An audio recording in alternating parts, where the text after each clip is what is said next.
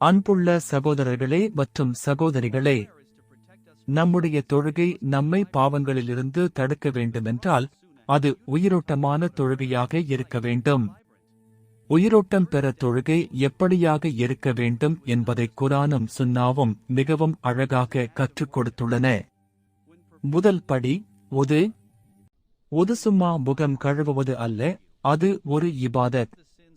உது செய்யும் நேரத்தில், யா அல்லாஹ், உன்னை தொழுவதற்காக சுத்தம் செய்கிறேன், என் உறுப்புகளில் செய்த பாவங்களை மன்னி என்ற உணர்வு வேண்டும்.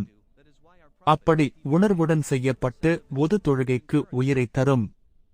பிலால் ரலி அவர்கள் உது செய்தாலே 2 ரகத் தொழுவார்கள்.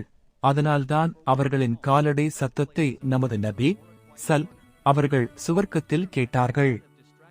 2 தொழுகை செய்யும் இடம். கவனம் கலைக்காத அமைதியான இடம் அவசியம். வீட்டில் பெண்களுக்கு சிறந்த இடம் தனி அறை அல்லது அமைதியான மூலை. விரிப்பில் கஃபா படம், மஸ்ஜித் படம் போன்ற கவனம் கலைக்கும் விஷயங்கள் இருக்கக்கூடாது. 3 சுத்ரா. தொழும் இடத்தின் முன் ஒரு தடுப்பு வேண்டும், சுவர், நாற்காலி அல்லது ஒரு சிறிய பொருள். இது கவனத்தை காக்க உதவும் சுன்னத். 4 நிய்யத் மற்றும் தக்பீர். நிய்யத் இதயத்தில் மட்டும்.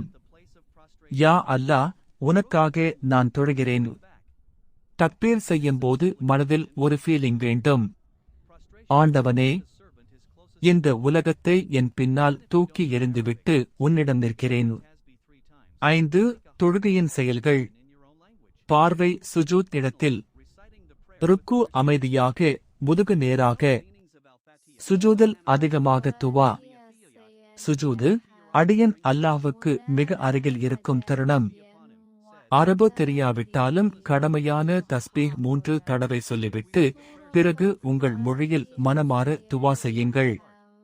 கடைசி தொழுகையின் அர்த்தம் புரிந்து ஓதுதல். அல்ஹம்து, சுப்ஹான ரப்பியல் அலா, அத்தஹியா இவற்றின் பொருள் தெரிந்தால் தொழுகையில் கண்ணீர் வரும். நபிகள் நாயகம் அவர்கள் சொன்னார்கள், என் கண்களின் குளிர்ச்சி தொழுகையில் வைத்திருக்கப்படுகிறது.